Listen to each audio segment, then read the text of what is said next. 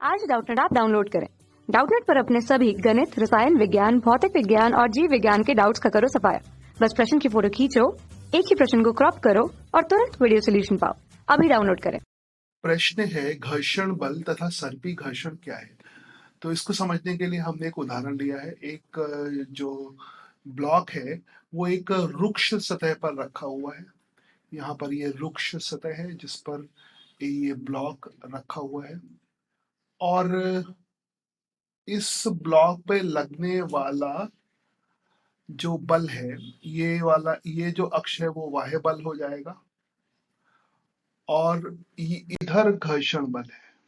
तो यहाँ पर एक ग्राफ दिया हुआ है जो बाह्य बल और घर्षण बल के बीच में है।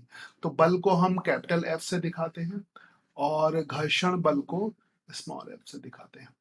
तो यहाँ पर इस चित्र में हमने बल लगा दिया, मान लीजिए बल एफ लगा दिया और बल के मान की वृद्धि करते जा रहे हैं।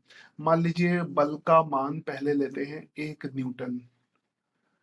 तो इस पर जो घर्षण बल लगेगा पीछे के दिशा में, वो यदि ये वस्तु, ये बॉक्स विराम में है तो पीछे का घर्षण बल भी 1 न्यूटन हो जाएगा।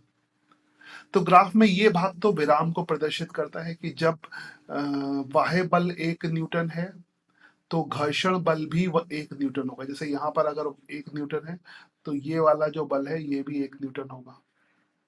उसके बाद मान लीजिए ये जो है 5 न्यूटन पे भी प्रारंभ नहीं होता है। तो बाह्य बल अगर 5 न्यूटन है तो घर्षण बल भी 5 न्यूटन हो जाएगा। अभी भी ये विराम में है, तो याद रखिए ये तभी होगा जब ये विराम में होगा, तो ये ध्यान रखिएगा। तो पहले लिख देता हूँ विराम, तो अभी विराम में। तो यहाँ पर भी वही चीज हो गई है कि आपका जो घर्षण, जो बाह्य बल है वो 5 न्यूटन का है और इस पे जो घर्षण बल लग रहा है वो भी 5 न्यूटन का हो गया। अब क्या होगा, मान लीजिए कुछ यहाँ पर आ जाते हैं, कुछ 6 न्यूटन कर लीजिए इसको। 6 न्यूटन पर ये चीज प्रारंभ हो जाती है, ठीक 6 न्यूटन पर। तो जो ये वाला बिंदु होगा 6 न्यूटन, जिस बल पर ये विराम से गति में आएगी, मतलब 6 न्यूटन वो बल है जब ये विराम से गति में आ रही है। तो विराम से जब ये गति में आएगी तब जो बल लगेगा उसको हम कहते हैं लिमिटिंग फ्रिक्शन।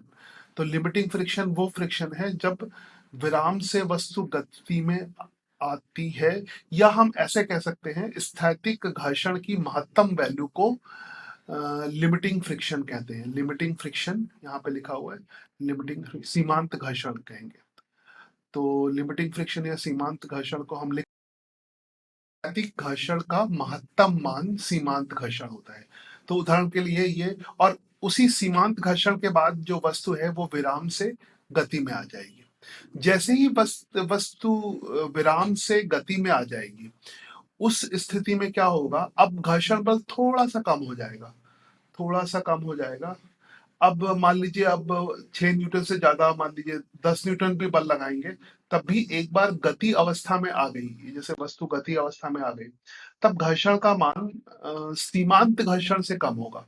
तो हमने सीमांत घर्षण जो है वो 6 न्यूटन लिया था, तो इसको मान लीजिए जो सर्पी घर्षण है वो मान लीजिए 5.9 न्यूटन है।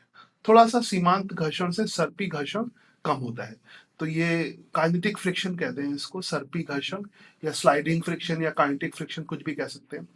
तो सर्पी घर्षण की फिर परिभाषा क्या होगी, तो जब वस्तु गति में आ जाती है, जैसे इस ग्राफ में यहाँ पर वस्तु गति में आ गई है, तो गति में आने के बाद जो नियत घर्षण होता है उसी को हम सर्पी घर्षण कहते हैं। तो सर्पी घर्षण क्या होता है, गति में आने के बाद नियत घर्षण, अवस्था में आने के बाद सतह द्वारा लगाया गया नियत घर्षण सर्पी घर्षण होता है। तो ये सतह द्वारा ही लगाया जाएगा, तो ये सर्पी घर्षण होगा। तो उत्तर पूरा हुआ। कक्षा 6 से 12वीं से लेकर नीट, IIT, JEE वो एडवांस के लेवल तक 1 करोड़ से ज्यादा छात्रों का भरोसा। आज ही डाउनलोड करें डाउटनेट ऐप या व्हाट्सएप करें अपने सारे डाउट्स 8400 400 400 पर।